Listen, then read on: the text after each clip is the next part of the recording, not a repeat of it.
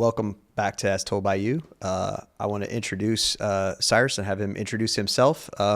This is a real exciting guest for me. I say this every time, but like this whole fourth season has just been really cool guests, like one after the other. And I have known of Cyrus for a while. He's relatively, I guess, famous here.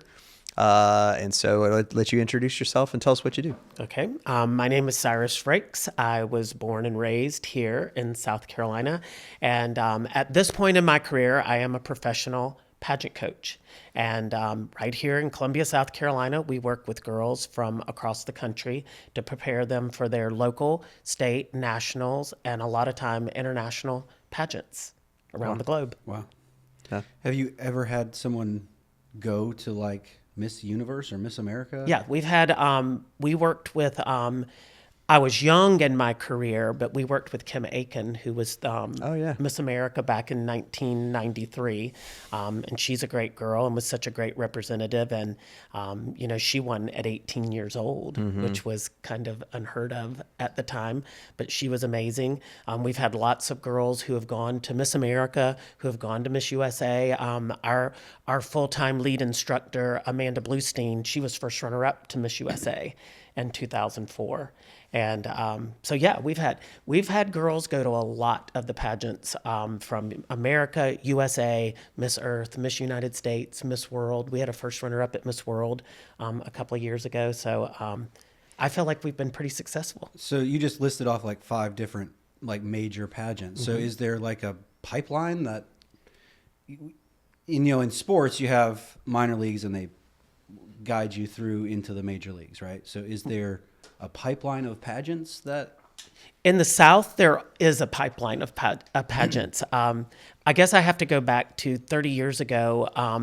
The biggest pageants probably that people thought of when they thought of pageantry was Miss America, Miss USA, Miss Universe, or Miss World. Those were the 3 biggest pageants that I think young women aspired to. That was the pinnacle of success for them.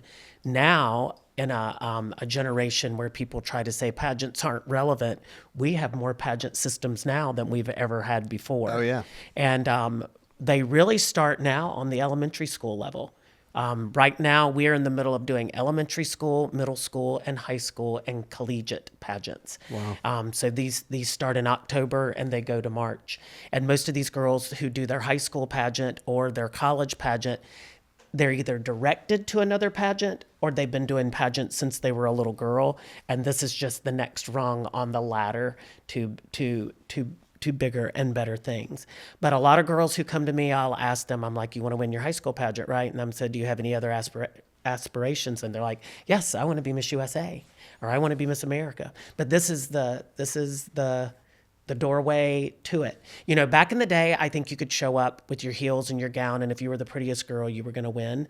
But now they've built this model of how you have to be more well-rounded and be able to do a lot more things that is a little bit more than just showing up at the pageant. So it is a skill set that you have to learn to go there. Yeah, that's awesome. How did you get into doing this? Okay, I've been asked this question a lot. I wanted to be the yearbook editor when I was in high school. And to be the yearbook editor, the yearbook and the school pageant were tied together. So to be the yearbook editor, you had to run the school pageant. And that's what I did. And I really, really enjoyed it. And then in our friend group, we had a girl who had always done beauty pageants, and her aspirations were to go to Miss America. So through high school and college, we followed her journey. I've had a lot of different jobs in my lifetime, but they all seem to come together to do what I'm doing now. I graduated from the University of South Carolina with a broadcast journalism degree. I wanted to be a news anchor.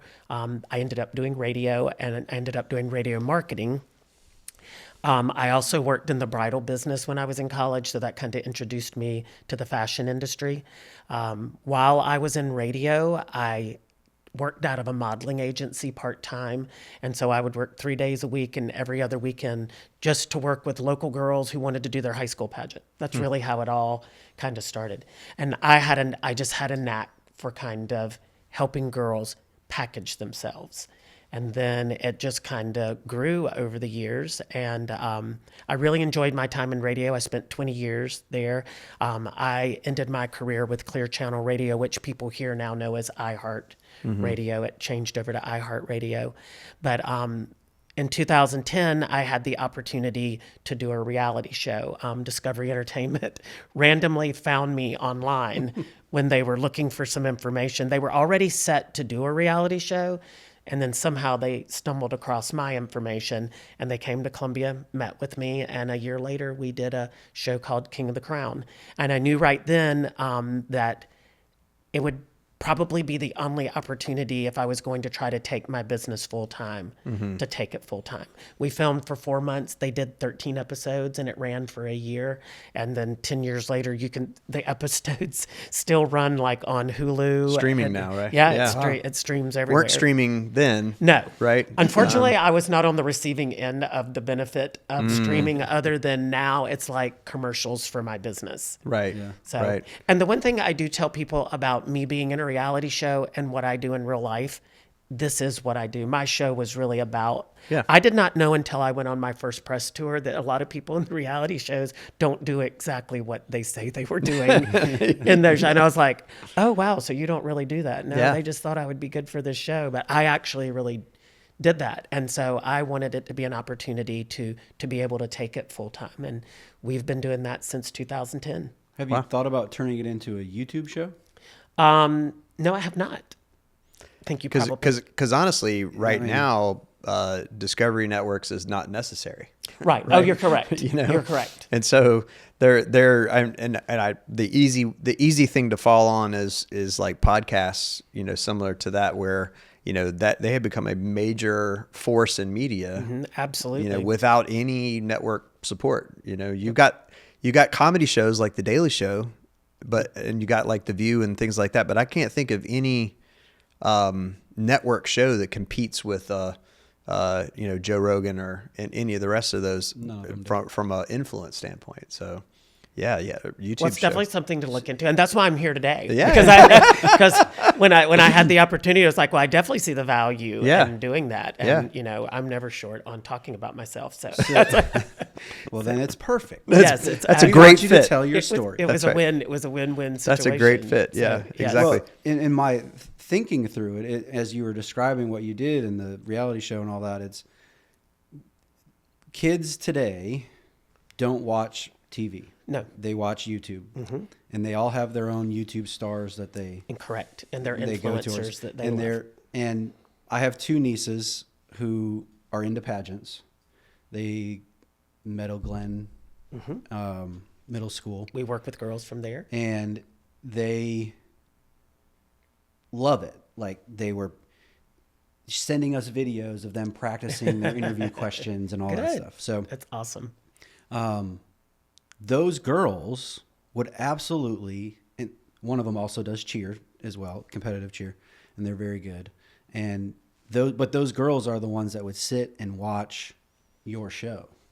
Yep. Oh yeah, especially if you're giving valuable information. Advice, yep. And they get in our reality show. Not only were we giving advice but they really got to see the day in the life of what we do, of actually getting a contestant ready, and then you actually got to see her compete in a show. I don't know that all the reality show formats on pageants are actually set up like that. Right. But ours was, and I was always appreciative of that. Well, I can tell you that I stumbled on it somehow, and I'm a consumer of reality shows. I love reality shows. We were talking about Cheer, and we were talking about like all of the newer Netflix shows. I just love them. I love getting into a new one, especially. But I found your show and I was like, holy moly, this is in Columbia. Like, that's one of those things that when you have that moment of realization, you're like, wow, this is in Columbia. And I know that the only experience I've had with reality shows is I worked, when we used to do weddings, we had a reality show shot at a wedding that we did. And the bride and groom had already hired us to do videography for their wedding. And then, I don't remember what network it was. ID. So it was one of those, it was a relatively newer network at the time. This was in 2014 or 15.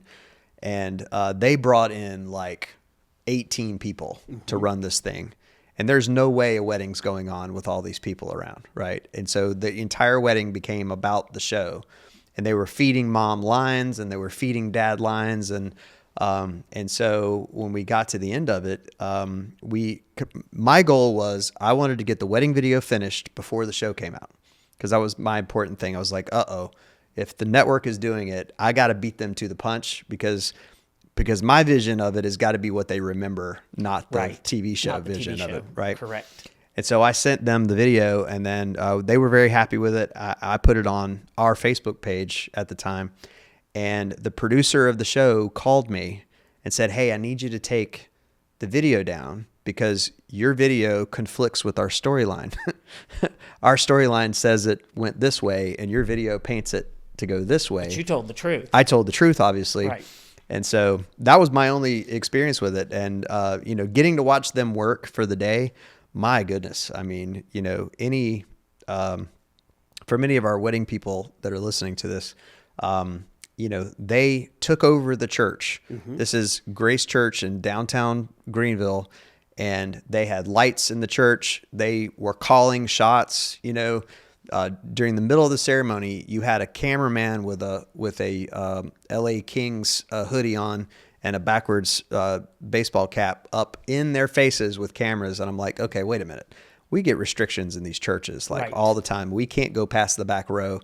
But of course, this happens, and all of a sudden we get to just take it over and put lights up. There's no rules. That's right. And they will take over your life. Oh yeah, if you allow them. Yeah, it was a very interesting experience. Is that a lesson learned?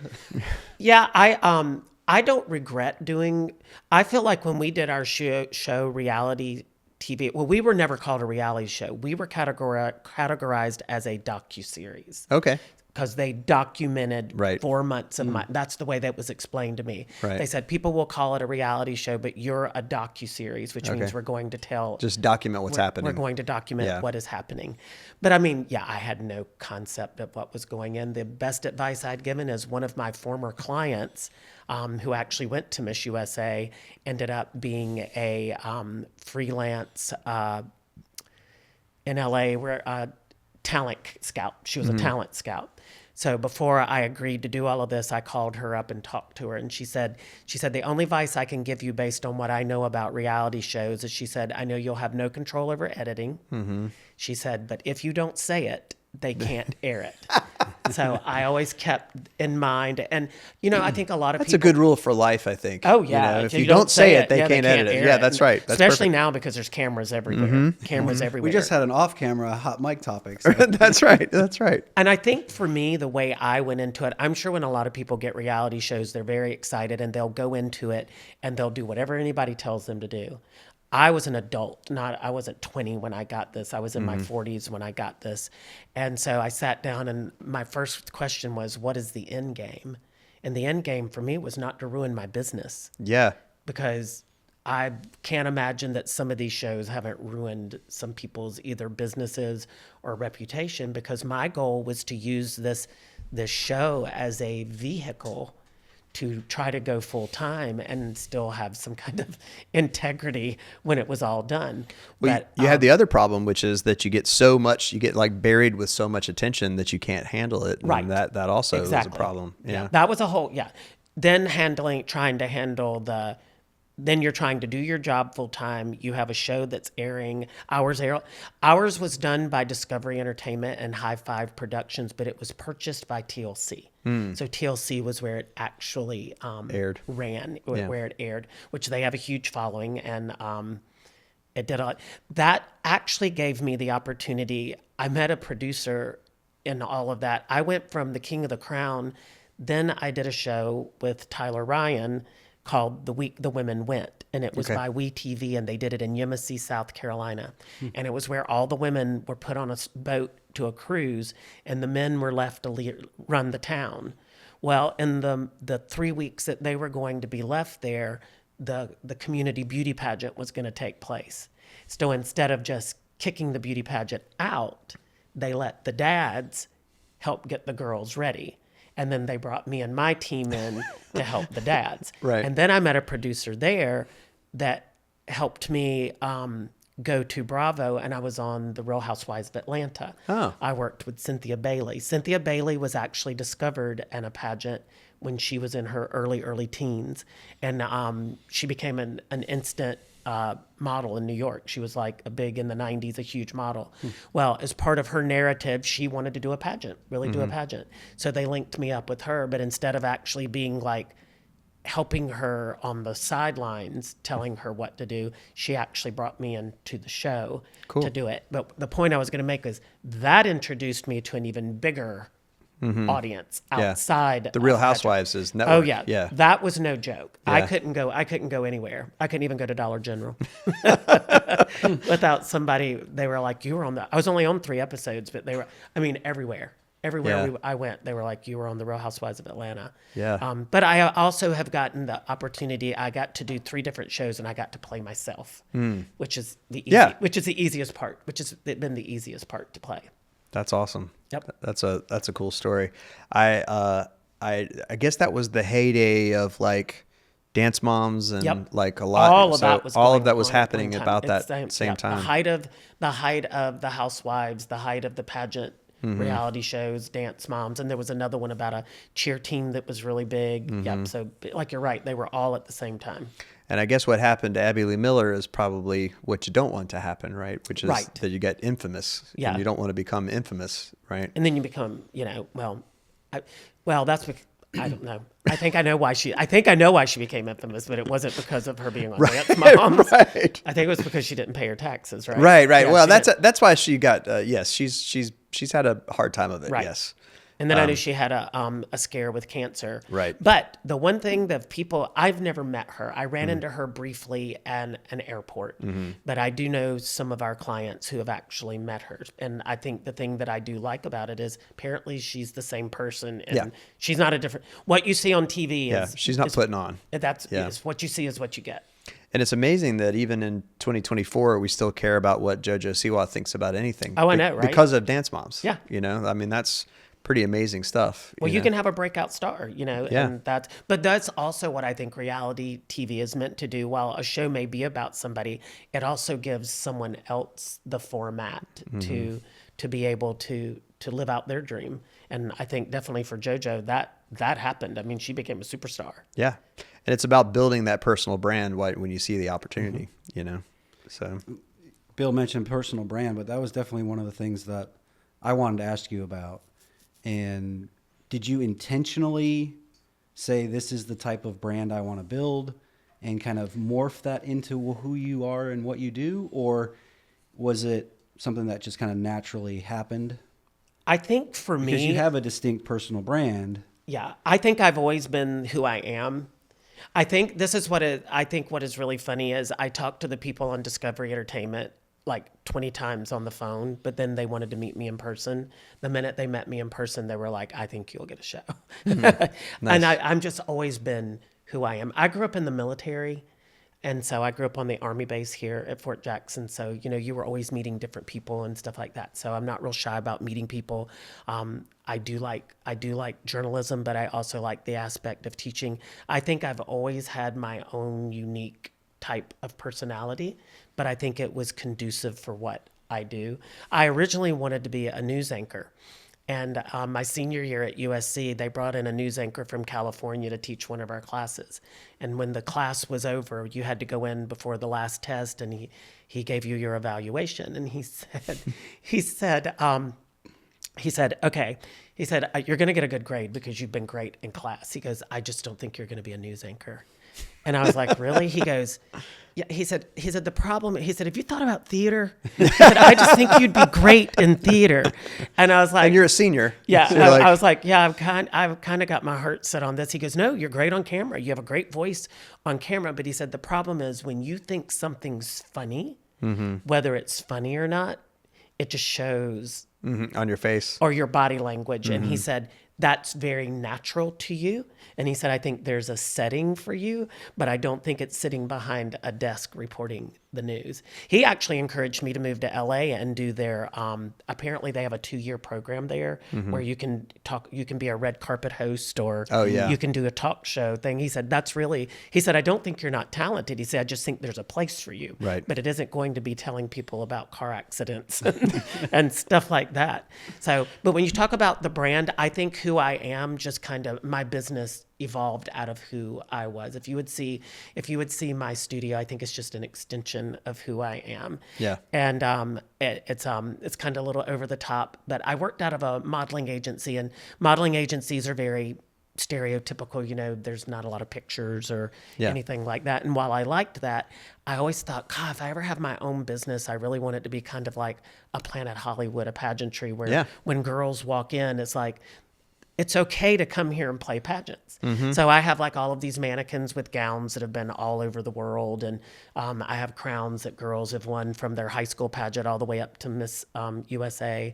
So while I think I'm a unique individual, I've also tried to design my studio to be something that when girls come in, they feel like it's for them. Yeah. The best way to describe it is, I've been open. I've had my studio almost 20 years, but 4 years ago, you know how you have to have exterminators and stuff. And so the exterminator came in, and it was this big old guy. And I was in the middle of class when he showed up, and he goes, "Man, I'm getting ready to spray Barbie's dream house." And I thought, you know what? You're right. This is kind of over the top, and it's like a big Barbie dream house, but it's also a safe space for girls who want to be in a pageant, to be able to say, I want to be in pageants. And then they can look at all these other successful women that have done this. Because, I do think we live in a culture I mentioned earlier where not everybody thinks pageants are the best avenue for young girls to try to build confidence. Right. Obviously, I disagree with that.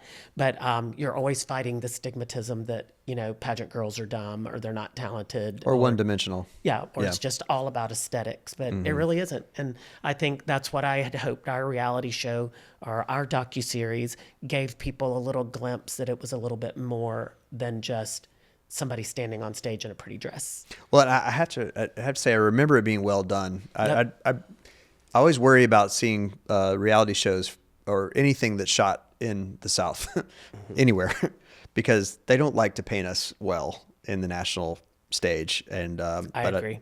I felt like it really portrayed Columbia well, I think. When you were talking about the wedding, and you said there were like 18 people that were there.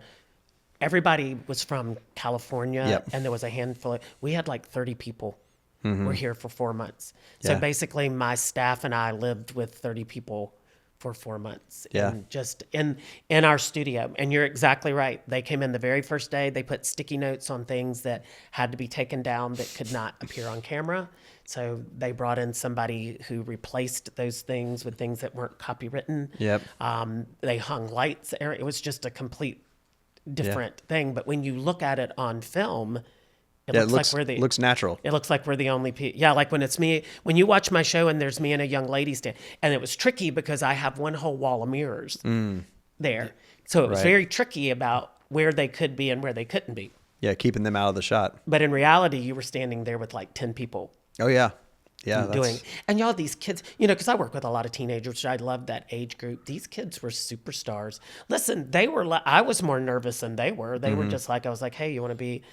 Well, so what Discovery did is when we all agreed that this was going to happen, they came in for a weekend, a Friday to a Monday, and all they did was interview my clients. I gave them a list of my clients. Anyone that was interested in being a part of the show, they were able to interview them. Right. And that's where they got their narratives from. So, but I hope I answered your question earlier about, do I think I'm a brand? I think I'm a unique individual who has been able to turn my flair for fashion and packaging things to be marketable into a viable venue for young women in pageantry. Yeah. So you've mentioned packaging twice now. What is that package that you try to I think what they're looking for, I know when I judge, I've judged all across the country. And when I judge, I'm looking for a girl who's well-rounded. You want a girl who's pretty. You want a girl who's well-spoken. You want a girl who's talented. Now, I'm not saying she has to be a classical pianist, but she's got to be talented enough. You're looking for a girl that wants to be there You know, it's really amazing when girls come to me, they're like, I'm here today because I'll go, what pageant are we working on? I'm doing my high school pageant. And I'm like, well, do you like high school? No. I'm like, okay, well, we've got a bigger issue. It's not going to go well. Yeah, we got a bigger issue before we can start getting you ready, because when you go into interview, judges are going to have that vibe. You don't like high school. So, but now you have to be more well-rounded. You still have to be physically fit. You know, if that's, you know, every pageant has its different criteria, but overall they're looking for a girl who's well-rounded. And so when you say packaging, you're just saying bring together all of these things that are So like here. when I meet a girl, if you're the prettiest girl on the planet, but you don't do community service, then I've got to work on your community service to make you a better package. Is there something that typically stands out as the thing you got to work on? Is there a commonality? Oh, like with each so when you have your group of, say, teenagers, you mentioned you like teenagers, so high school girls, they come into you and they say, here I am, help me. Yes. What's that? Is there one thing that they is well, always after I taught, a so thing, the initial or? class, well, first of all, I explained this to someone the other day. I don't teach group classes. I teach one-on-one because I think it's very individual. Because what Susie needs, Lucy doesn't need, and it's just very individual. But it's just when the girls come in, they do exactly what we're doing right now. I sit down, I interview them. Their parents are welcome to be a part of it or not be a part of it. Some of them don't want their parent to be a part of it, so they'll go sit in the lobby. But I will talk to this young lady about, what do you do in school? Tell me a little bit about your pageant career. And then I get a feel for who they are, whether they've got experience, no experience, or then I ask them what they're involved in. So I get kind of a blueprint for where they're excelling, but where they don't. Yeah. You know, where they need help. Like a lot of times you'll have a girl that has everything on paper, and they have the right hair and makeup artist, but they've never really been in a pageant, so they have all the wrong wardrobe. No one's ever worked with them on the right wardrobe. So, you know, where everybody else is in a pageant gown, they're in a prom gown at their ankles with big clunky shoes. And you're like, okay, well, that just isn't really good. I saw a post from you the other day that said something about the toes. Like, you know, it's Oh, like, no, I will, on social media, I will give free advice every now and then. But I had watched a pageant a couple of weekends ago, and I watched it on stream because I wasn't able to attend. And you guys being in production, you know. So these girls get to buy a video. But also people who couldn't be there could spend $40 to watch it on stream. Well, when these girls would come out in evening gown, they would pan them from their feet to their head, and then they would do a long shot of them walking across stage. And there's all these girls coming out there with their toes hanging off the front of their, like literally, I'm not talking like a little toe on the edge. I'm talking toes hanging off of the thing. And so I just wrote on Facebook, I said, hey, everybody, this is the King of the Crown. Here's some free advice. If you're going to pay $6,000 for a dress for your kid to be in a pageant, how about invest in a pair of $12 shoe pads to keep their toes in their shoes? Yeah. Because I said, when they pan from head to toe, I did not say head to toes. So, and a lot of people chimed in on that particular post because we've all seen it. Right. Listen, they had Miss America a couple of weeks ago, and there were girls guilty of it there. I'm like, oh my God, how did you get to Miss America without shoe pads? Right. So, but, and it may seem like a little thing, but when you've got a girl who looks like $1 million and you're judging, if there's one thing that isn't working, it's going to stand It's going to stay out. way out because everything else is so polished. Everything else. And the young ladies that I saw, it wasn't that they were any less qualified. It was just like, you've hit every nail on the head, but this. Yeah.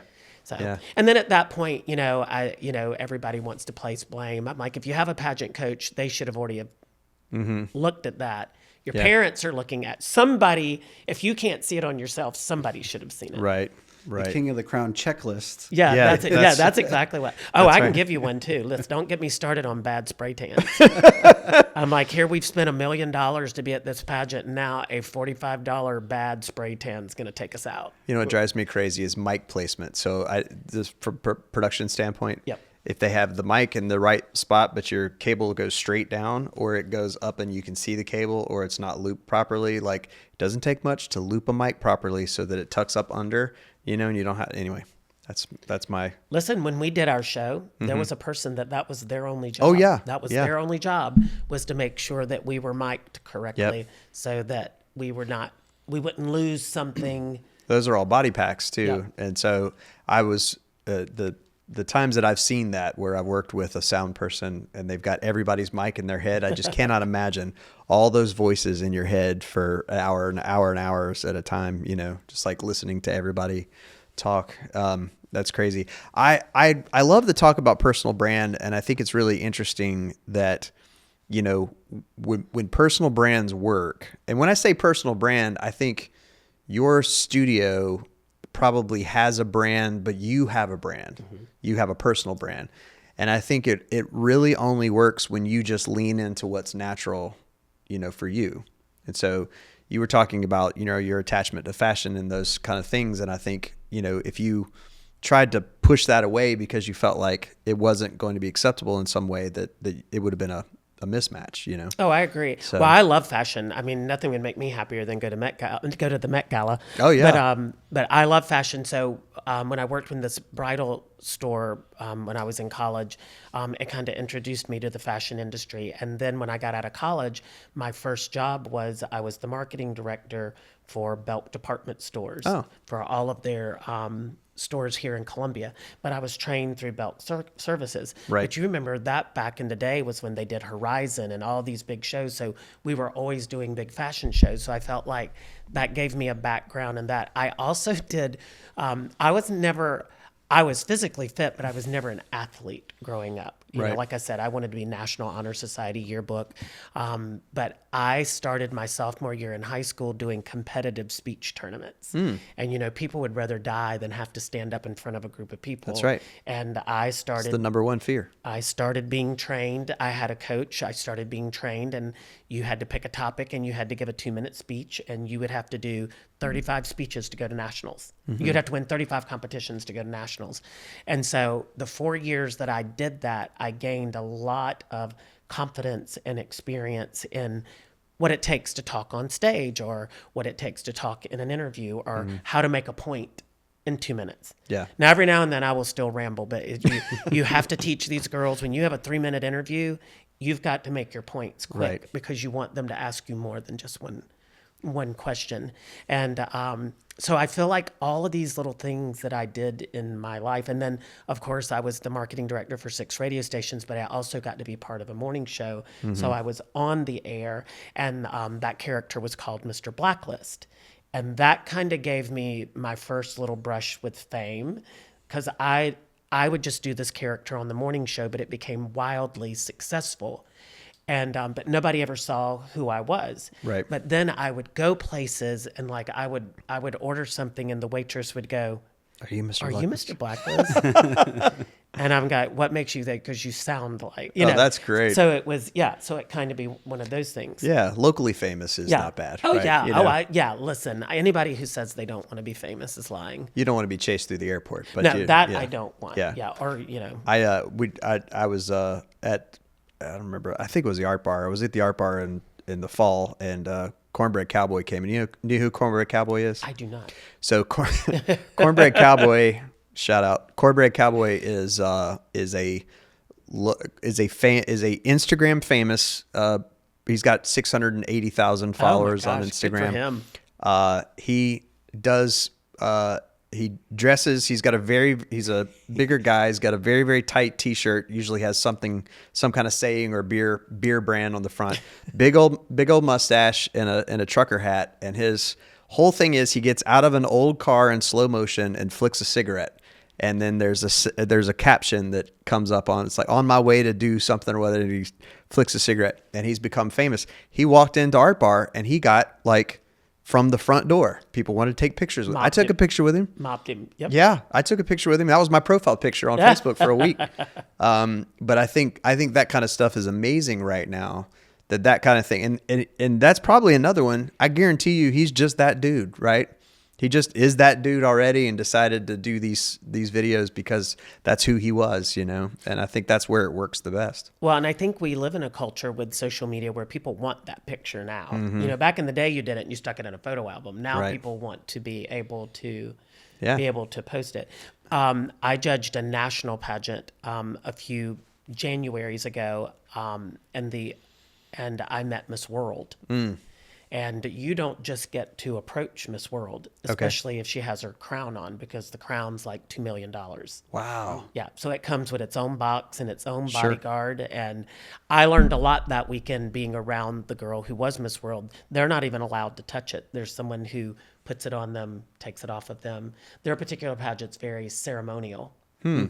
And this girl was like 9 feet tall and beautiful. And so the pageant was over and we were all on stage and she was kind of standing over by her side. And I was like, she goes, come here, come here. And I was like, and you hadn't been able to get within 10 feet of her for 3 days with that crown on. So I was walking over to her and this guy stood between us. And he was like, I said, can I just get a picture with her? And he turned to her and she goes, he's 2 feet tall. What is he going to do? What is he going to do? And I was like, okay, well, now I don't want to have my picture.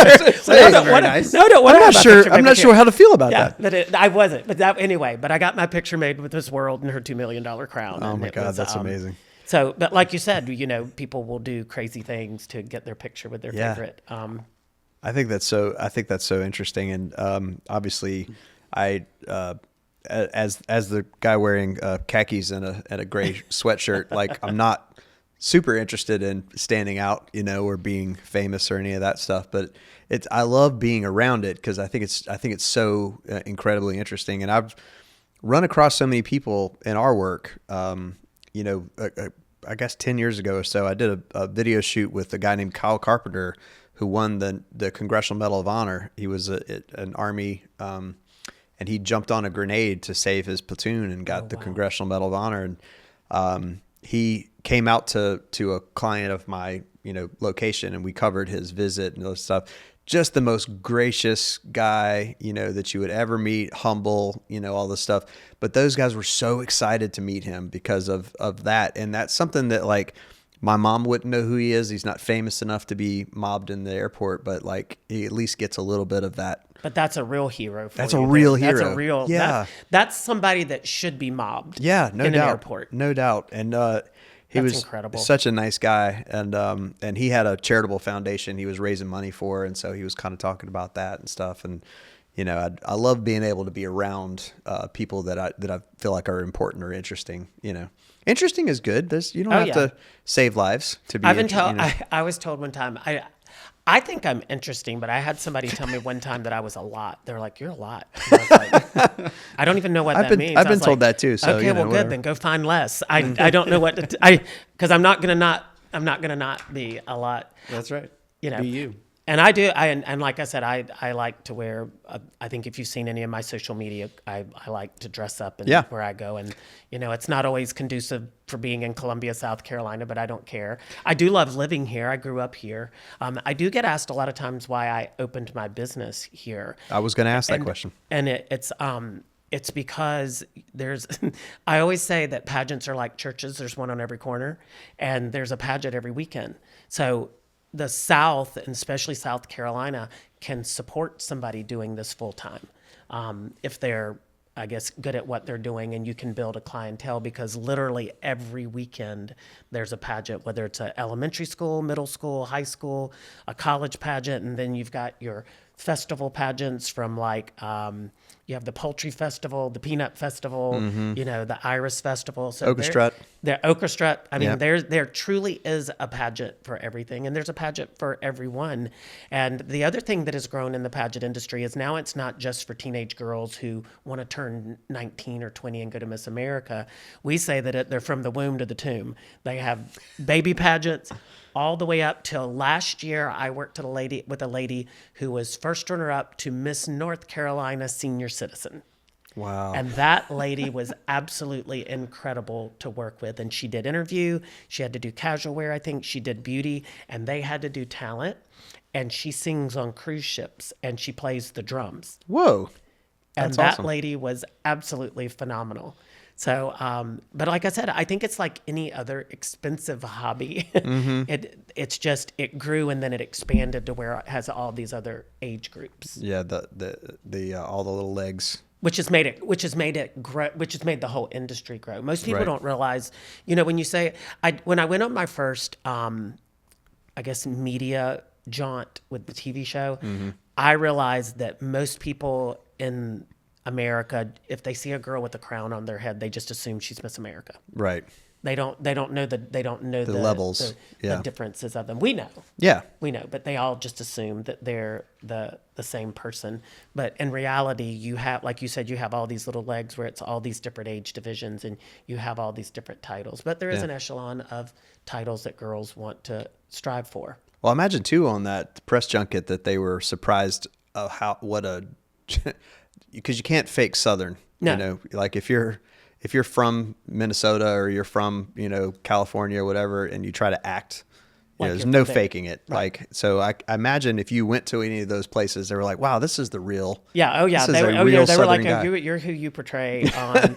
Well, when I would go and I was on a couple of talk shows, people, I think when they would see our press DVD at the time where they would show who they were getting ready to interview. Well, I did. I had one of the hosts tell me afterwards, she goes, "You're exactly who you are on TV."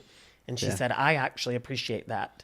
Yeah. She said a lot of times we'll see somebody and then we try to interview them and they're difficult to interview because they're not the same person. Well, and that's that personal brand too. That's Right. like you can't run away from it. Well, I don't know how to be anybody other than myself. The point that I was going to make about that was how I ended up doing this in South Carolina. Yeah. We have a different pageant for everything. It's just the American public just assumes if you have a crown, It's all the same. That it's all the same. But we also have a lot of other titles that don't necessarily come with a crown and banner. Like we have South Carolina's Distinguished Young Women, which is all about scholarship. It's still kind of lightly like a pageant, but they offer girls this scholarship that you have to write an essay and you have to do all these kind of different things to be a part of that. So pageantry has kind of evolved into all these different things. But at the end of the day, I still think girls want to wear crowns and banners. Well, and I think Columbia is probably, honestly, we talk about this every once in a while. It's a great place to do business now because you can do it anywhere in the world. Anybody can be in Columbia in just a couple of hours, right? And you don't have to worry about the size of the market or any of that stuff. And so we run into the same thing. We can be anywhere in the world in just a few hours. And so, over Martin Luther King weekend, it was really good for us because now that's the problem with having your own business. I don't get to go to as many pageants anymore because I work over the weekends, but over that particular long holiday, we had a girl drive in from Maryland. We had a girl come in from Georgia. We had a girl come in from Tennessee, and 2 girls come in from North Carolina. So they'll book their classes over that holiday where they have more time to get in and to get out. And where we're located, it's great because the airport's 15 minutes away. right. Is that all word of mouth, or are you putting in ads into programs at other pageants Mine is more on social media. I think because of the popularity of the TV show, it kind of elevated me to a point where girls instantly wanted to follow us on social media. Right. So that's where it went. Now I will have ads in programs, but I don't know that that's as big as benefit to me as continuing to grow my social media. And like the other night we had a school pageant and we had all the winners. I think posting the fact that we had all the winners in every group did more for me than if I had an ad in the program. Sure. What platforms do you find most helpful? I'm not super savvy with all of them. I've had to use these girls hard to come to do. to class. Yeah, I'm like, I need you to teach me. I was like, can we take a few minutes of your class? Can you show me how this works? And they're great. But for me right now, Instagram works really good for me. TikTok obviously is a really good one. I'm not as great at TikTok, but I'm getting better at TikTok. My things we were talking earlier about Mr. Blacklist, those are all on YouTube, but that's through a different, they package and do all of that. But I definitely think I will look into growing on YouTube. I think that would be a good venue for me. I'm scared of Snapchat. I will do Snapchat with my personal friends. Yeah. But the fact that you can post something in Snapchat and it go to everybody in your address book. Right. So the last thing I want to do is be talking to some girl and she send me a picture of her $10,000 gown and I accidentally sent it to everybody. Share it with everybody. Yeah. So that makes me nervous about Snapchat. Also, the other thing that we do too, because these kids are underage, they have to communicate with me through a parent. Sure. Or they have to communicate with me in class. The only ones that get to follow me on any type of social media is if their parents have given them permission Right. to follow me. Yeah, I can imagine that would be tricky. Something you want to make sure you hold on you know, to that. it's really funny because I do follow a lot of the girls that I work with, especially because my Gowns and Crowns Academy social media is open to the public. So I don't mind the girls following me. But it's really funny because one of the questions a lot of the girls get in their high school interviews are, do you think teachers and students should be on each other's social media? Oh, right. Yeah. And say, I don't think a teacher and student, but Right. I am a teacher. But I'm Right. but a different type of teacher. Yeah, but not a government Right. subsidized teacher. Right. Yeah, Exactly. that's a But still, it's all in how people interpret what you do. Right. But yeah, and I actually, Facebook is amazing for me because that's where the moms are, and ultimately that's who's going to write the check. Yep. So and I love when I have no problem with the moms having interaction with me. Oh, sure. And and I'm fairly accessible to my clients. My assistant isn't really crazy about it, but I give all my clients my phone number. Yeah. Because it's easy for them just to text me and say, I'd rather answer a question in 30 seconds Right. than have to sit down at night and answer 100 emails. Yeah. And I get a ton of emails and DMs all day long. Right. And I just try to crank through them so that they get what they need and then they're prepared for the next class that they come to. I imagine you would be a superstar on TikTok. I would hope so. Yeah. I mean, you're key to that. I think what Brian's saying though is absolutely right. The YouTube show is definitely something you should think about, and breaking that down into all of the platforms. From doing reels and TikToks from. Do you own from that? King of the Crown? No, TLC owns that, but I haven't gotten a cease and desist yet on using it. That might be a goal. Yeah, my picture is on it. You should try to get it so big that they send you a cease and desist. Cease and desist. Yeah, a that's cease right. and desist for it. That's what I always said about copyright. Like if Disney finds me, Yep. Then we succeeded. Yep, Right. there you go. So that's there when it first aired, they were sticky about what we could and could not post it on. But then as the popularity of it grew, they gave us a package of these are the things that you can use. Nice. But anytime I post something there, I still tag TLC in it to make sure that it looks. It's just like photographers, Photographers want you to... Just want to credit them. Yeah, you have to credit them. So I don't mind crediting it. Yeah. TLC gave me the adventure... Well, Discovery Entertainment and TLC gave me the adventure of a lifetime that I was able to take something that was kind of a side hustle or a side passion that I was really good at and turn it into a full-time job. Probably the best compliment that I got was when our show aired. When I first wanted to move out of the modeling agency and open my own business, of course you have to buy insurance for your building. So I went and I purchased my insurance and they were great and I did everything. And then 3 years later was when the show aired. And I got a note from the lady who sold me my insurance. And she said, I want to tell you two things. She said, one, I want to say congratulations. And two, when I met you 3 years ago, all I kept thinking was this poor guy's going to lose his ass. Yeah, because she was like, I just couldn't imagine. You were telling me what it was that you wanted to do, not do a TV show. I wanted to open a full-time business in Columbia, South Carolina to help girls, compete in pageants. Yeah. And I know a lot of people. I've had lots of interesting dinner conversations because of what I do. Right. Well, when I went to quit my job, I worked in computers for about 11 years, and I went to quit my job, and my boss told me, he said, "You're never going to make this work." I was like, "Oh, really?" He's like, "There's no way you're going to make any money doing videos for people." This would have been in 2007, so he probably wasn't wrong.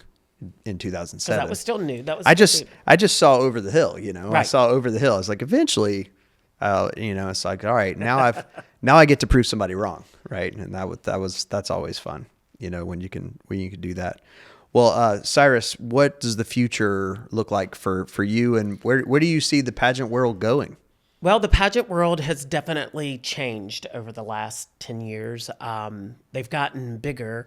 People are trying to add competitions and things. I think I think it's not that I want to say I'm complacent, but I'm super happy doing what I do. I love the fact that young women can come to me and that the skills that we teach them in interview and being able to talk in public or stand on stage and talk at a microphone, or how to dress properly for an event or something, I will always continue to do that. That's what I will continue to do. What I hope is that it just continues to grow and people continue to find value in what I do and that they'll keep bringing me their daughters. As far as the industry, as long as there are pageants and as long as there are pageants out there, I will find girls to be in those pageants. Right. That's why I think I like the high school level, is because you meet girls. I mean, of course, you've got the girls that are career pageant girls. They've been in them since they were like 2 seconds old. But most girls are introduced to pageants in middle school and high school. And that's where you might find that one gem that you're like, this girl could be Miss USA one day. Yeah. Or this girl could be Miss World. Or this girl could be this or be that. And you hopefully set them on that journey or set them on that path. And you can be a part of that. There's a lot of different coaches out there who have a different coaching style. A lot of people are just like, what is your biggest award you've gotten for doing this job? And to me, it isn't about the trophies or the certificates. The things that mean the most to me are when someone evolves out of pageants and then I get invited to their wedding.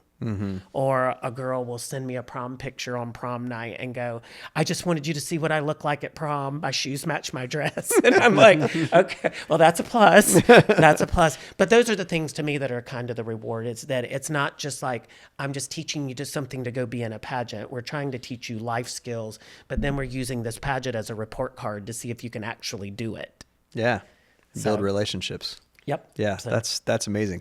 Well, Cyrus, thank you so much for being on the show. We always end up our podcast with 5 questions. Okay. And so here we go. Okay. So first question is favorite sitcom. Favorite sitcom. Y'all are going to laugh because I liked Three's Company. I love Three's Company. I thought that was wonderful. I thought it was I was young, but it was very progressive for the time. I was young too, and I remember my parents loving it and not getting it. I didn't get it. Like I laughed at Mr. Roper, and I laughed at like Mrs. Roper and all of the funny things that were going on, but so much of the subtext I thought the of it. writing was really good. Yeah. And they were really good at, what do you call it? Physical comedy. They were great at physical. I mean, there's been tons of great shows, but when you ask me right off the top of my head, that's awesome. That's like my go-to. We haven't heard Three's Company, so that's good. So I like Three's Company. That's amazing. What would your death row meal be? What would your last meal be? Oh gosh, there's so much. I like chicken, any kind of chicken. Okay. Yeah, I'm a big chicken person. That's awesome. Fried chicken? Yeah, I love fried chicken. Okay. Barbecue chicken. Barbecue chicken? Grilled chicken. Okay. Yeah. I'm with you. I like it. I like it too. And it's a healthy thing for you. Not that it's going to matter at that point. Not at that point. You might as well eat something unhealthy. That's why it's an interesting. That's why when Christian Nimi was on the podcast, we asked him about that, and we were like, you never get to ask anybody how it was. Yeah, exactly. It's like, well, that's true. That's an interesting thought. So, okay, favorite season of the year? Fall. Definitely. I'm a big Halloween person. I love Halloween. So I love I like all the seasons, but I like what fall brings. You did say of the year. I did say of the year. So we figured this out last time, that if I just say favorite season, some people will say other seasons, like football season or the Christmas season. And I just said of the year, just naturally out of the top of my head. That's how I did it last time. Yeah. The last guy in here said winter, and nobody's ever said winter. I'm like, whose favorite season is winter? But Oh, because you're okay. Well, I like fall, and I love Halloween. So I like Halloween season. Halloween season, yeah. How about that? Totally. Because it starts through September. I was going to say end of September through the 1st of November. Really is Halloween season. Me and my buddy, we went as the Menendez brothers for Halloween this year. We were timely. Yeah, we were very much a hit everywhere we went. That's very good. That was another good series. Yep, that was great. That one was great. Yep.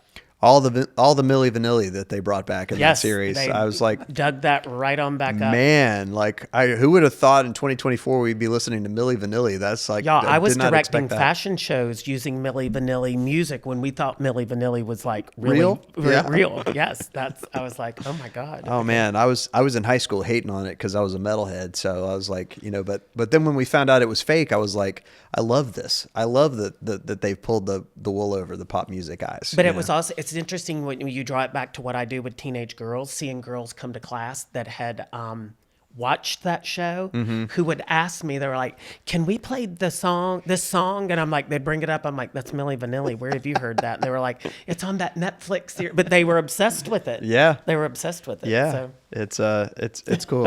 All right. That's 3. So we got favorite. Who is your favorite fictional character? Fictional character. Wonder Woman. All right. Yep. Another, especially since they've created a backstory for her. I think it's the whole thing that I grew up around a lot of strong women, and I've had a lot of really.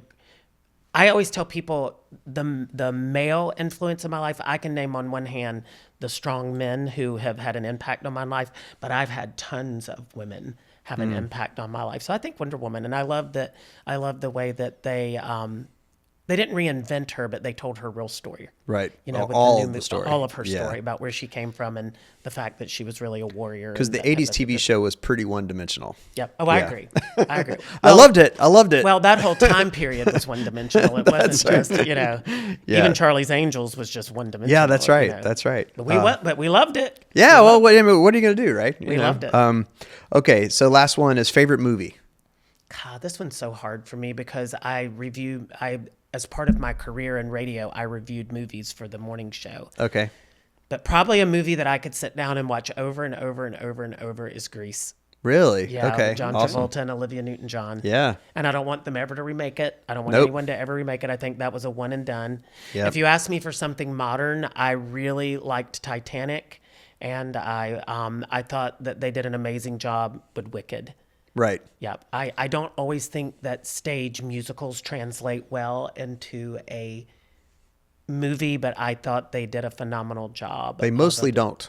Right. So, like in the history of musicals to movies, they mostly. And don't. I know they've been, I know that they're nominated for all of these awards, but having been in radio and loving the movies, I just don't think the Academy is really fans of pop stars who are actresses. Does that No. make sense? Because the only one who did it, Cher. Yep. Cher's the only one.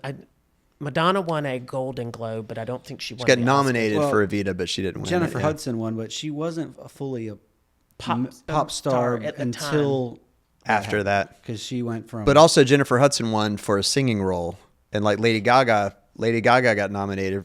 Did she win? I don't remember if she won for that, but she was in a singing role, and so Right. that's what happens with pop stars. Cher won for an acting role, for an acting True. role. a which is non-singing role. Good point. Right? And so when you can go and be Cher, but then you can also be in Moonstruck and be do- that Snap that out of it. good. Yes, that's it. So good. You are correct. You Now, are correct. Mark Wahlberg could be considered a pop musician that turned actor, but he's not winning any awards anytime soon, I don't think. But Have you seen his latest movie?